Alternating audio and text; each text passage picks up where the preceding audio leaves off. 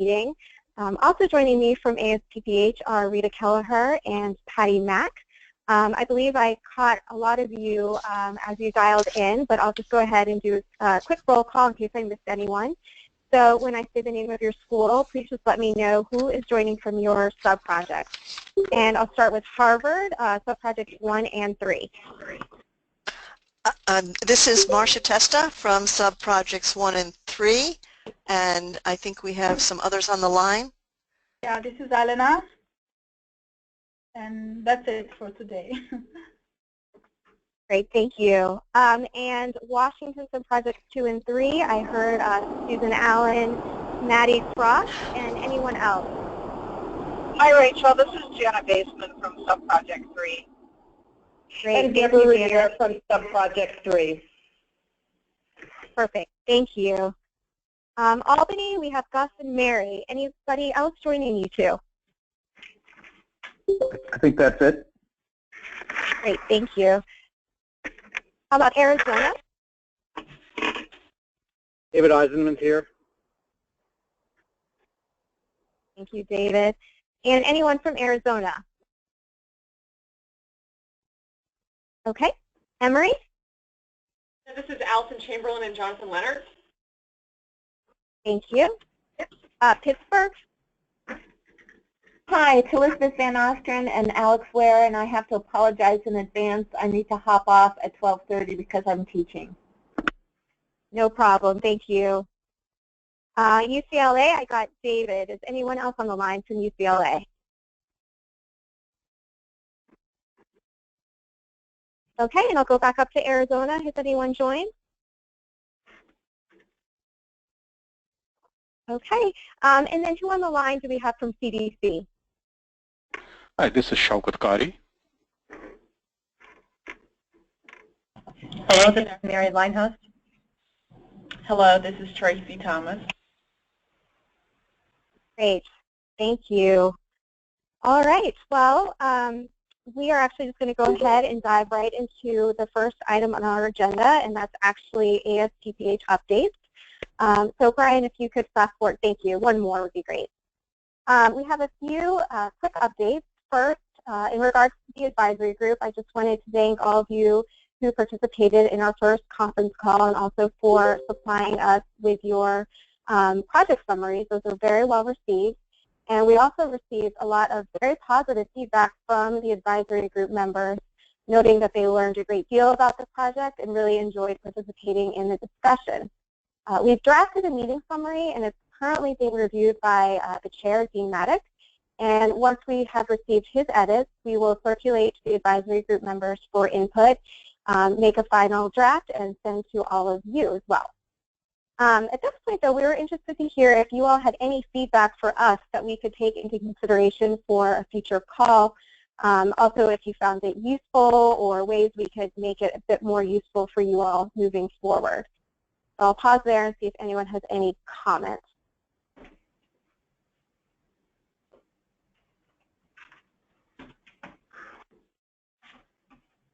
Okay, well, if something comes to your mind, any ideas or suggestions for topics of discussion for our next call, please go ahead and send me an email or give me a call. We will be trying to set up a call with the advisory group again in early January, so stay tuned for more information about that. The next item is just about our evaluation consultants. As a reminder, we're soliciting bids from consulting firms to conduct an overall evaluation of the project. The RFP was released on September 12th to 15 consulting firms, and proposals are due this coming Monday, October 3rd. So once we get all of the proposals in, we will be doing a review, and the selected evaluation firm will begin as soon as possible, with the aim being definitely by the end of October. And then finally, we just wanted to call your attention to a couple of upcoming national conferences. One being our own ASPPH annual meeting, which is scheduled to take place on March 15th through the 17th in Arlington, Virginia. And then the next, as I know all of you are aware, the Preparedness Summit on April 25th through the 28th in Atlanta. We are aware that several of you may have submitted individual abstracts to present on your work for the summit. And we also have an opportunity to provide a network-focused session to highlight and communicate resources. And this is going to be particularly important over this next year. Make sure we communicate all the results and the hard work to the practitioners. So we would really love to hear your ideas on what we could do for a session that's really focused on all of your work and all of your resources. If we can identify potential topics for the annual meeting for ASPPH as well. I know it's a little bit of a different audience. We'd love to do that as well. So what I'm going to be doing is following up after this call with an email, soliciting ideas and topics. So please feel free to respond. We really want to make it an effective session for all of you. So we really want to engage you in the planning process. And along the lines of communicating results, we will be exploring working on journal articles. So more information about that will be forthcoming as well. And then finally, if anyone is presenting on your project at APHA at the end of October, beginning of November, please let me know. We would absolutely love to promote it through our Friday letter and on social media and any way that we can to help get the word out. So with that, I'll stop and see if anyone has any questions for me. Rachel, this is Elizabeth Van Osteren from Pittsburgh. With respect to the NATO Preparedness Summit, would you like for us to, because we were planning on submitting an individual abstract, would you like us to still do that or wait to get more guidance from you? Well, I think we should take advantage of every opportunity that we can. So I think if we do a network-wide presentation, it's just going to be bits of various projects. So if you have something that you were planning on showcasing in more detail, then I think, we could do both and make sure that we get it out to as many people as possible. Okay, thank you. Rita, did you have anything else you wanted to add to that? No, thank you, Rachel. I think that covers it. Okay, well, if you have any questions or comments, please feel free to just send me an email or give me a call. And with that, then I'd like to go ahead and turn it over to Elena for a presentation on the PERC tool inventory. So, Elena, I'll hand it over to you. Yes. Thank you. Yeah, you can go to the, okay, perfect. Thank you so much. Thank you and good afternoon, everyone.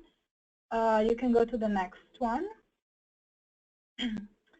I just wanted to remind everyone what the project goals are. I divided them into 5 goals, describe the knowledge gained over the course of the PERC research program and other related public health systems relevant research, generate an inventory of tools and interventions derived from the PERCs and other related public health systems relevant research, and measures to monitor their impact. And this is the topic we're going to talk about today.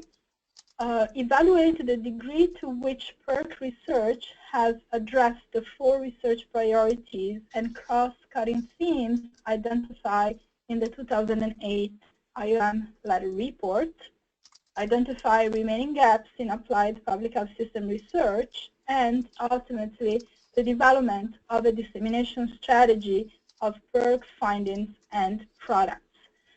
So today we're going to talk about the inventory and the development of the dissemination strategy related to the PERC products and specifically to the inventory.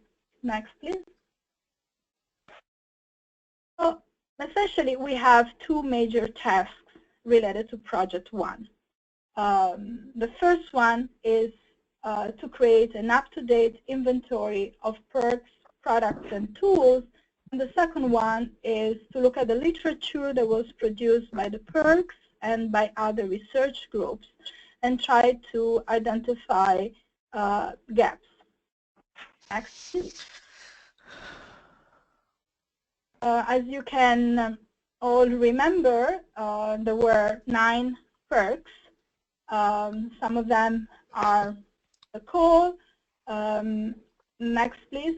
That worked from 2008 and 2014.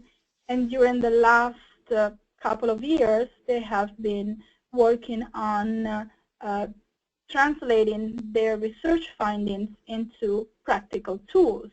I know most of you are familiar with that because many of you have developed such tools. So the first goal, as I said before, was to create an inventory of the tools. Next, please. So we have looked at the list of tools that was given to us by CDC, and while we were reviewing the tools, or better what was listed as a tool, we tried to work a definition of a perk tool to be included in the inventory. As you remember, those tools that were communicated by us to CDC were part of our reporting requirements. I think some of those tools were developed in a way that could be used online. Others were intended as tools, but more sort of academic products, such as publications in scientific papers. So we tried to look at all of them and identify those that we think are priorities for the scope of work and the goal and activities that we were asked to do. So here we have the definition, which of course is a work in progress, so any feedback is welcome. Informational material related to public health emergency preparedness that was created as the result of research process that can be used in practice to carry out a particular public health emergency preparedness task with no or very limited assistance from the developer. We excluded publications and any material that was not available on the web or that required some sort of subscription or sort of heavy intervention from the developers. I think that probably the most important part of this definition is that the tool has to be a product of a research process, and I think that's what makes it unique and different from many other tools that are available out there. Next. So, Elena, can I ask a quick question, please? Sure. About exclusion. Are all publications excluded, or only those publications that require a fee or are not easily accessible on web? We excluded all the publications unless those publications are part of the tool. So if in the original Excel file that we received, there was probably 1/3 of the items which were publications. You know, we all published a lot of papers. Unless that publication was linked to the use of a tool, and so it could be packaged as part of a tool, we exclude the publication. Now, we are also doing a systematic literature review, so those publications are going to pop up on that part of the project. Okay, so we propose to develop a guide to the selection and use of PERC research tools and interventions to enhance public health preparedness and response system performance. That at minimum includes identified tools or interventions, as obviously we said, points of access to existing tools or interventions, recommended measures to assess outcomes and processes in the use of the tools, and a recommended dissemination strategy. Next. So this is the original file that we received. There were approximately 90 items. Next, please. So what we did at the very beginning, of course, we familiarized ourselves with the products. So, you know, even if I've been in the PERC project for so many years, I have to say that I really didn't know how many good products were out there. So I heard many of you and many of the PERC PIs presenting different, you know, conferences, meetings, but I was really not familiar with each of the tools. The second step was to conduct interviews with the product's developers. So we called all of them. We also talked to partners, because in some situations the health departments were heavily involved in the development and also dissemination of the tools. So we wanted to talk to them. Then what we did, we updated the list by eliminating tools that are not currently available. For example, we added missing information, we updated the links, and also the contact information for each tool.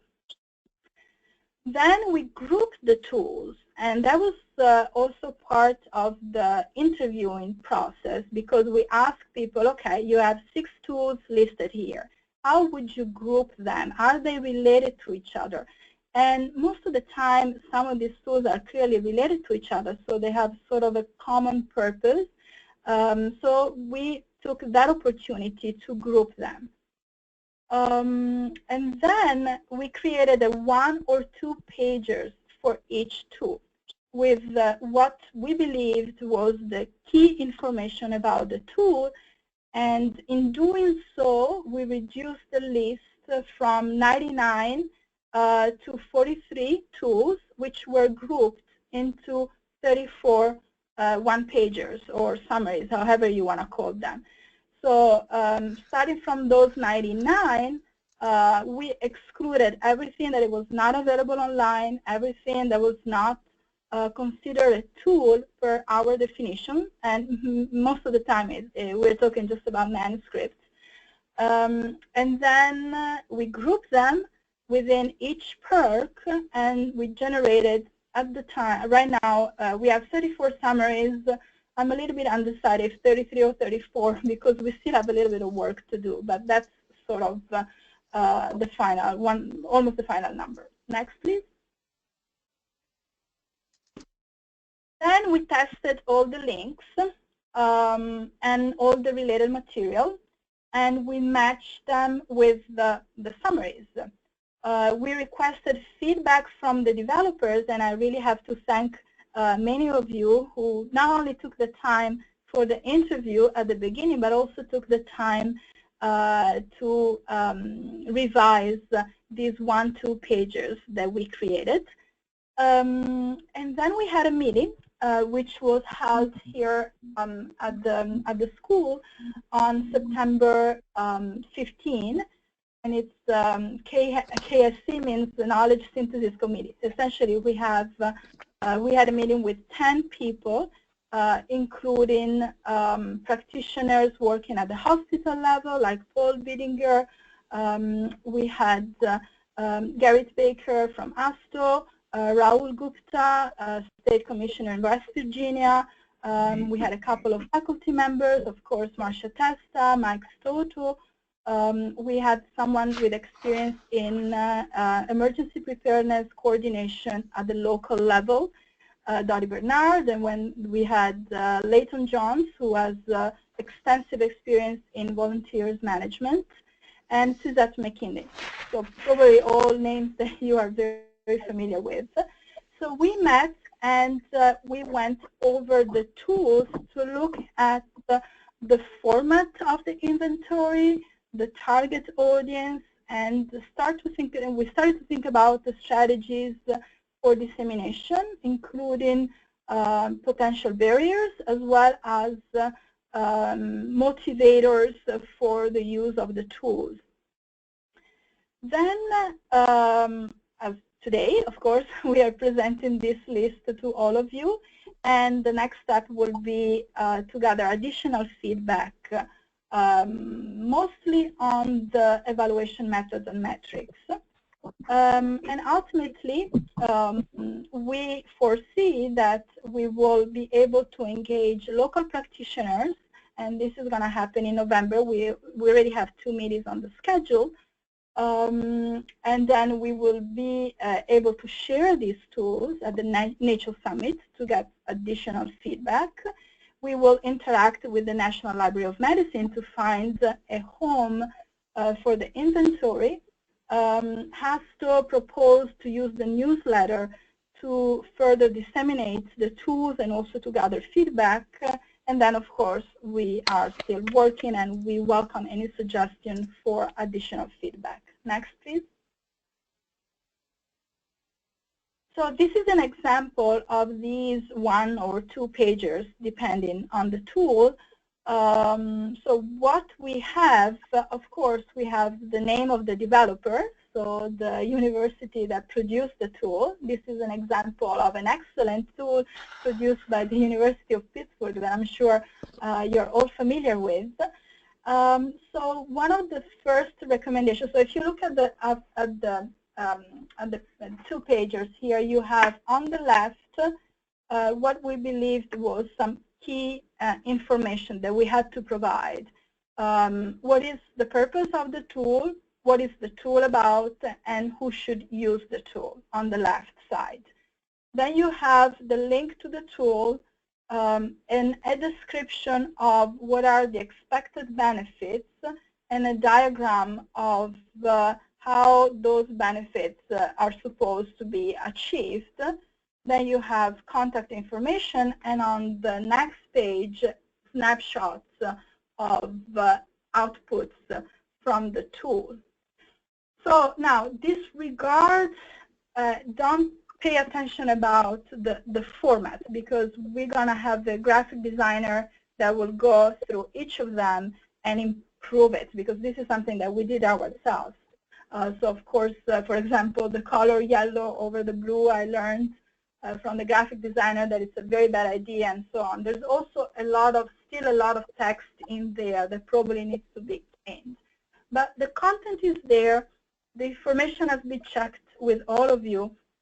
And we thought that these were sort of the key components that we could include in 1 or 2 pages to present the tools to somebody that has no knowledge about the perks or no idea about what these tools are about. One of the key recommendations that we got from the meeting that we had here in Boston was to not to rename the tools, but to create an additional title to make it easier to understand what the tool is for.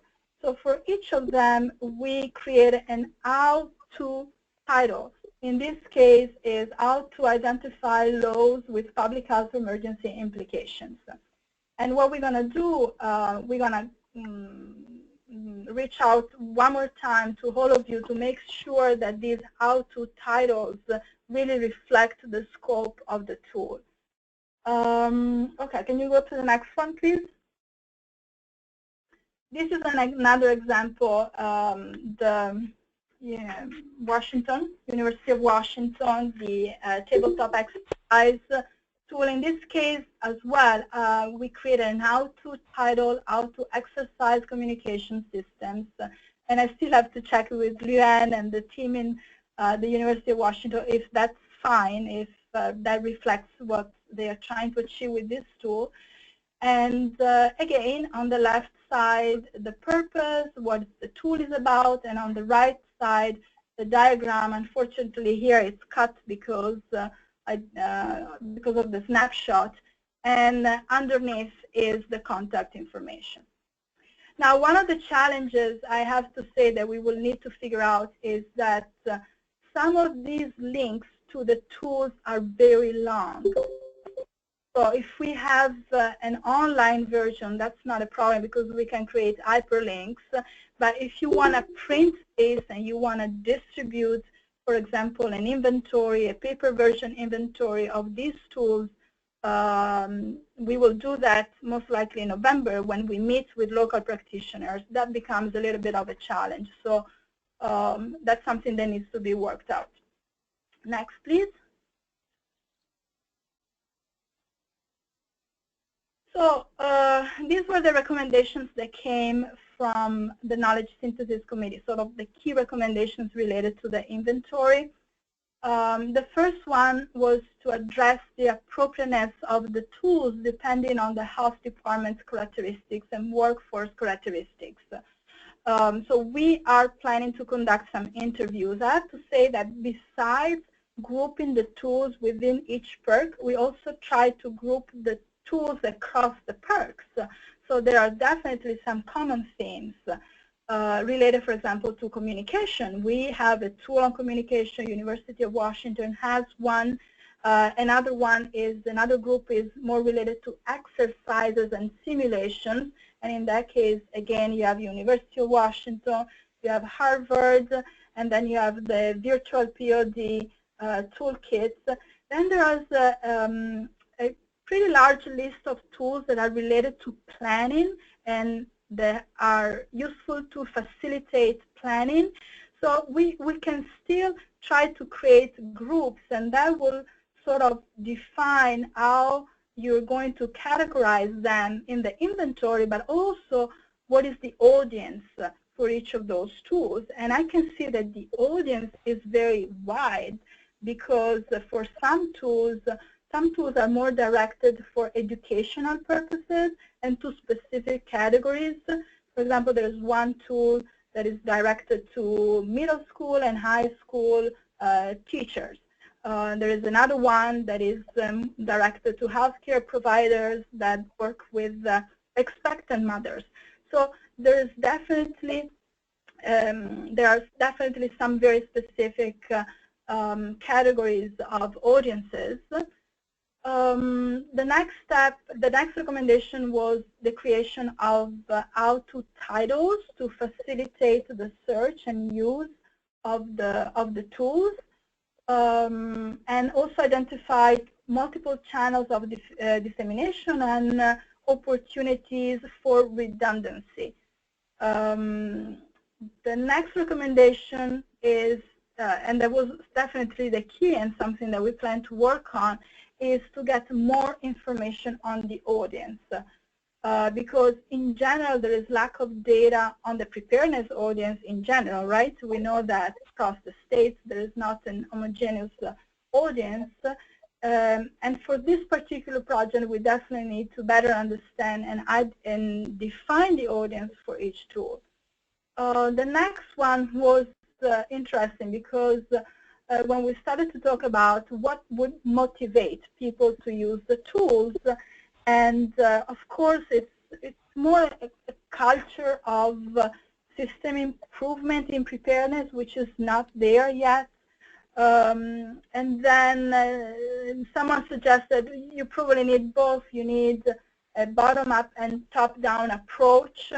There was a lot of discussion about the fact that you have a new young workforce coming up, and so probably it would be a good idea to generate incentives for these new public health workers and young public health workers to integrate research findings into their practice. Next, please. Yeah, and develop strategies, as I was saying, to leverage motivators. And what is important is also to understand what is the decision-making process that a practitioner goes through that will motivate the use of a tool. And of course, most of the time, it's a matter of is the tool going to help me to be faster, and it's going to help me to reduce the workload that I have. The other very important strategy, and I think we are accomplishing that by creating these how-to titles, is to make sure that the tools are applicable to day-to-day public health functions, and most of them are.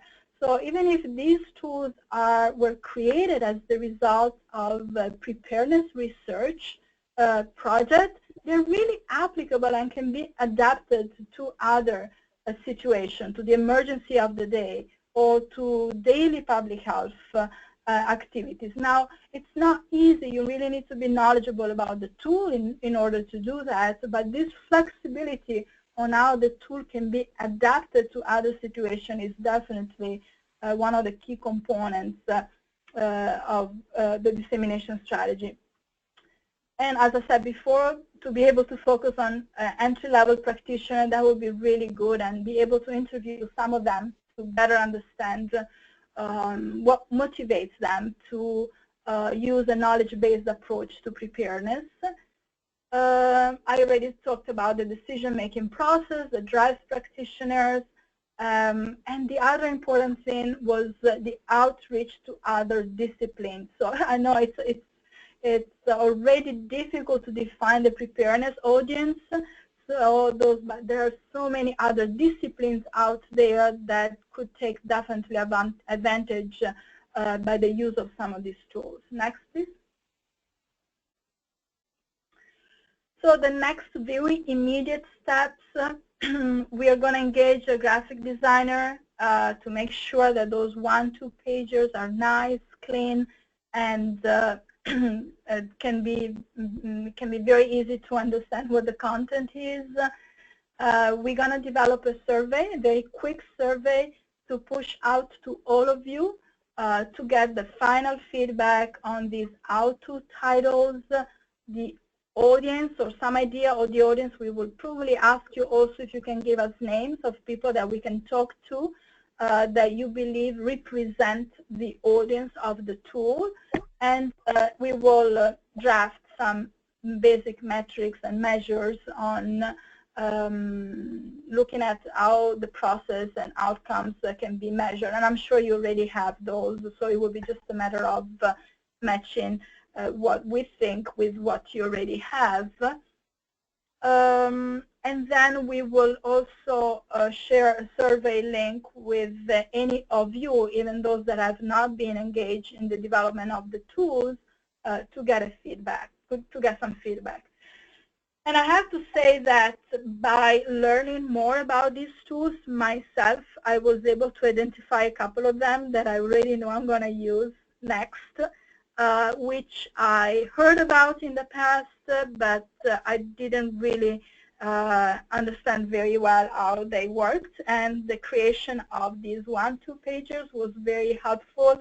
And I see, so I hope this is going to be useful also to all of you. If you're looking for tools, or if you take a quick look at all of them, you would probably realize that you can use them in other research or training activities run by your program. And this is it. Any question is welcome.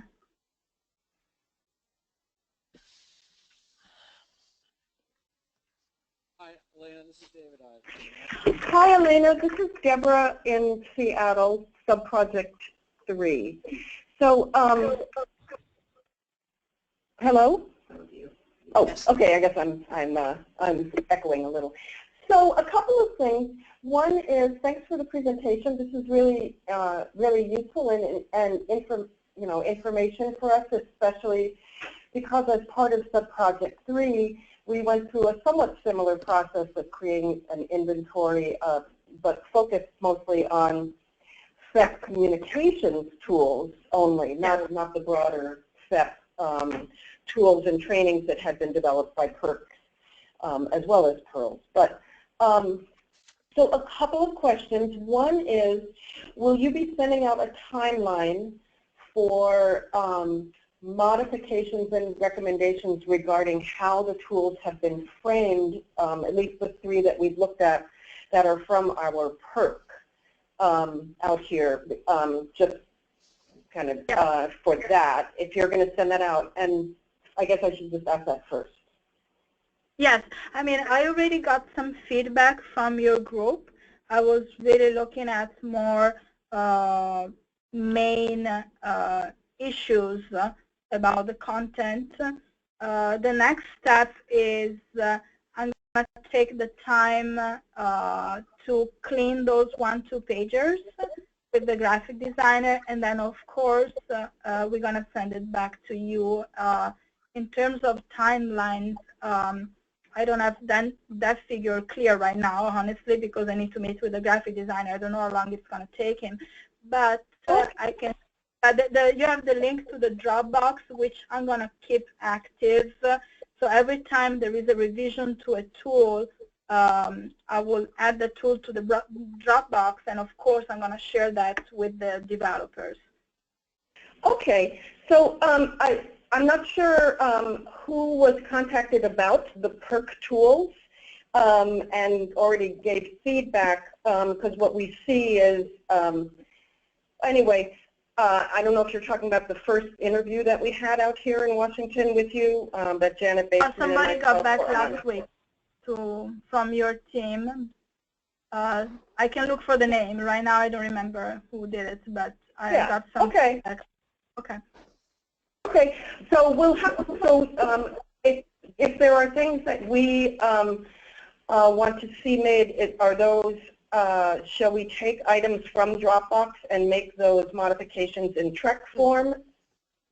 You can do it now if you want. If you already see something you want to change it, please go ahead and do it. Okay, we will. Thank you. Perfect.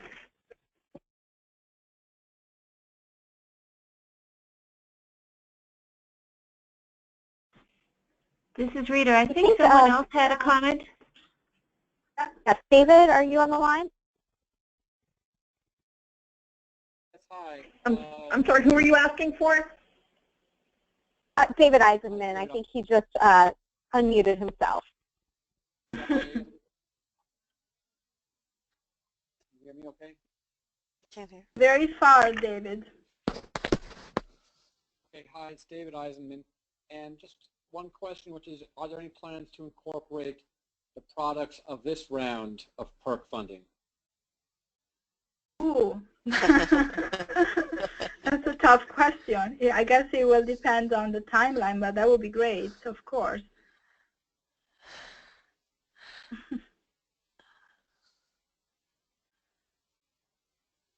Any other questions?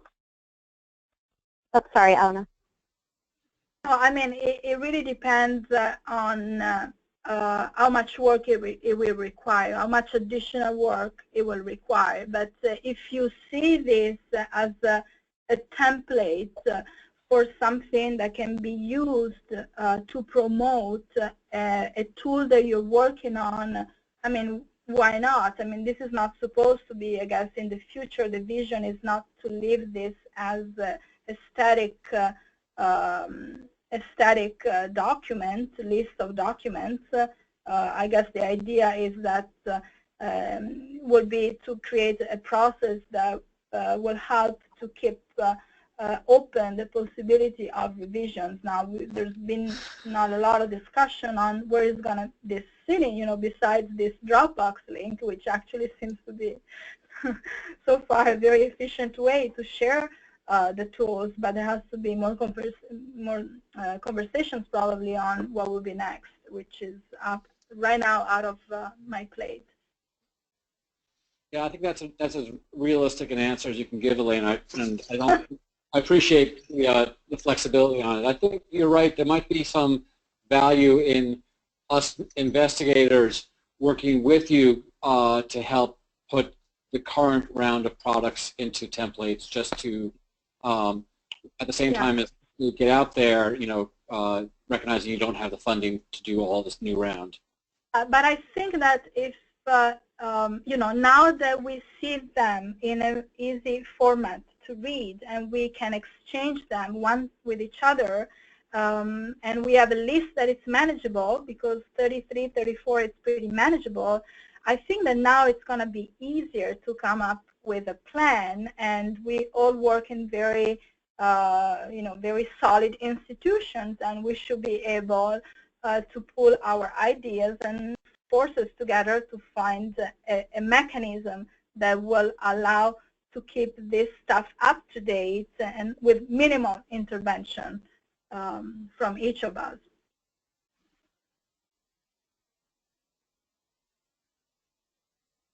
Great, thank you.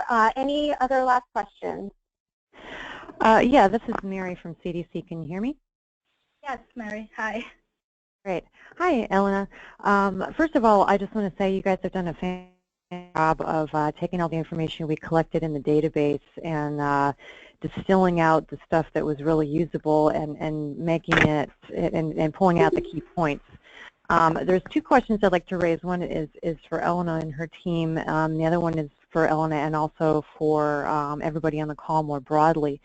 So the first is in developing the format and the level of detail for the summaries, did you get some input from public health practitioners at health departments? And I was just kind of curious to hear a little bit about the decision making that went into developing the format. So that's the first question.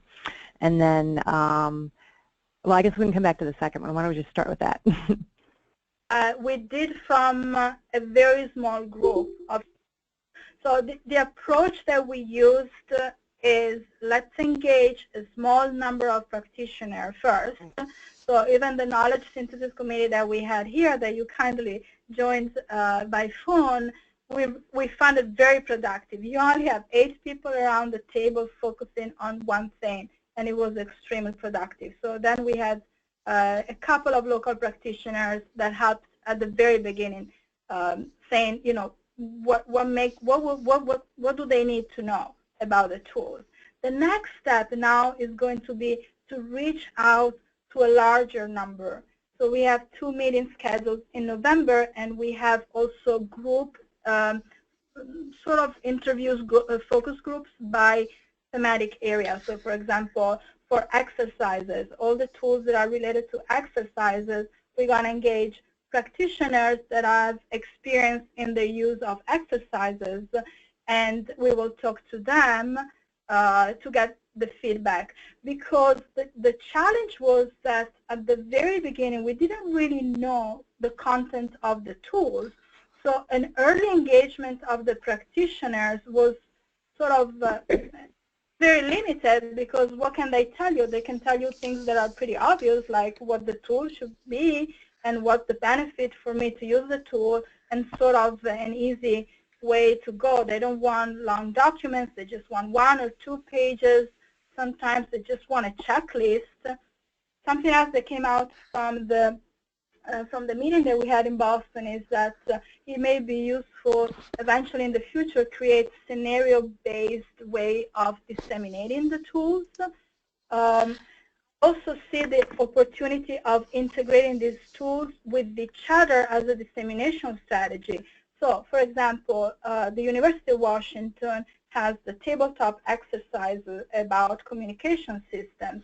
So I wonder if some of the knowledge that has been produced in emergency risk communication, and in particular aspects of emergency risk communication, even with the research done by our team, could be integrated in the use of the tabletop exercise. So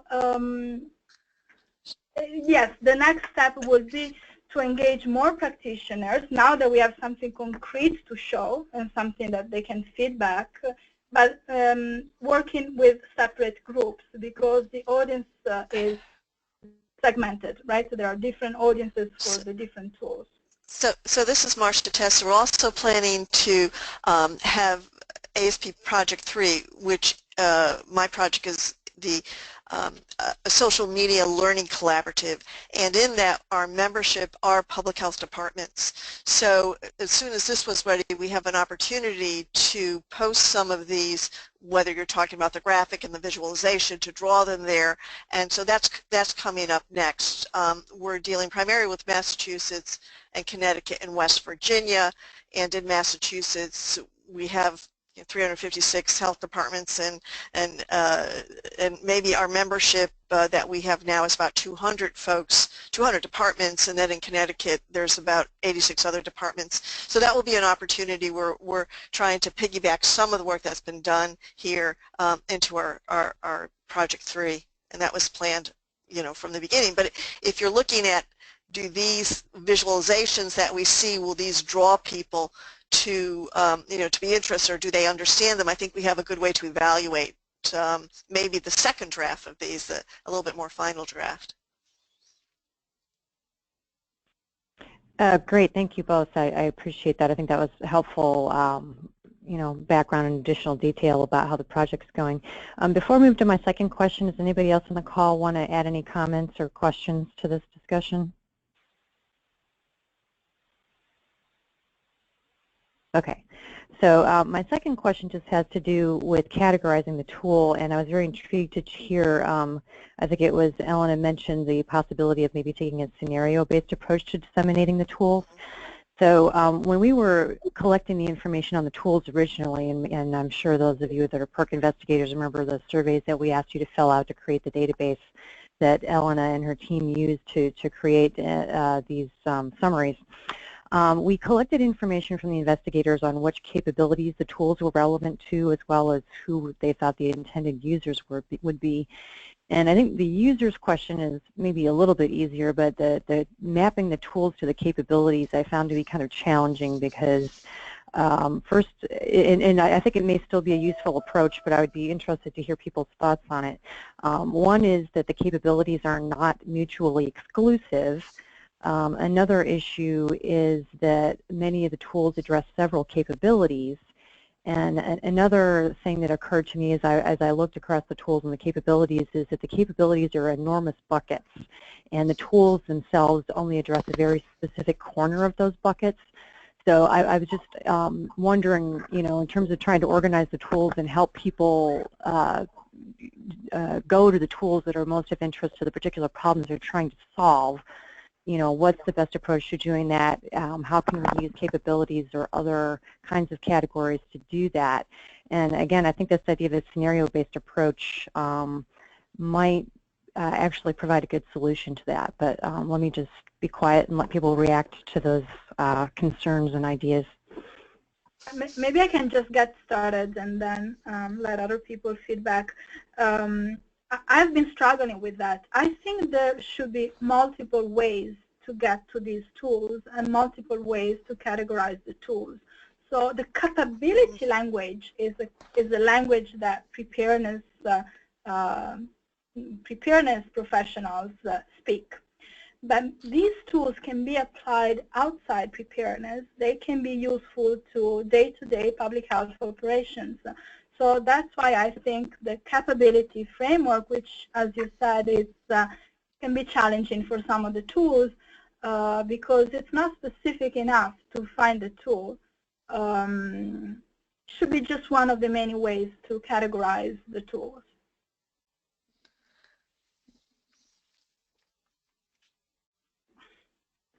And I don't know if there's anyone else who has ideas, feedback.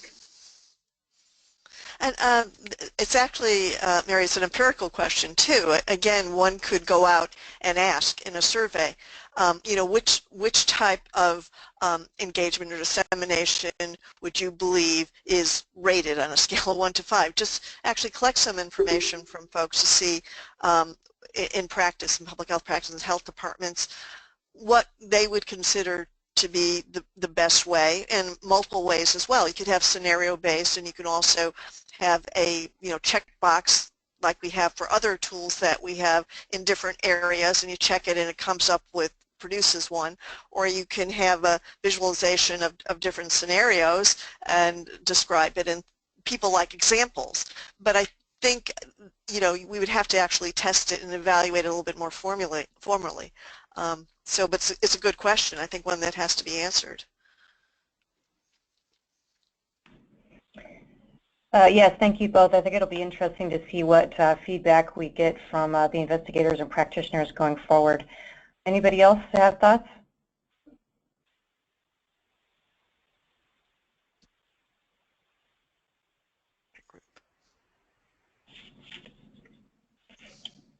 All right, well, thank you. That was helpful to think about those things.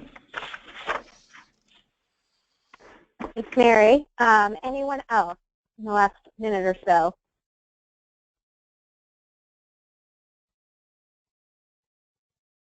Okay, well, thank you so much, Elena. That was a very useful and helpful presentation to understand where your project is at this point. So we appreciate it. Thank you. So at this point, I will actually just open it up to see if anyone else has any updates or questions more general to the project and the network, the network at large. So I'll open it up for any additional comments.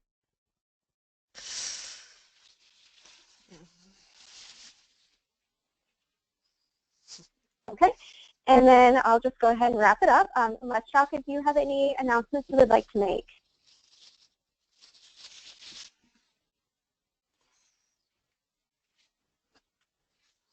All right, hearing none from Shalka, we'll go ahead and adjourn. Just a note to let you know that our next call will be on Wednesday, October 26th at 1 p.m. Eastern, and more information will be sent prior to that call.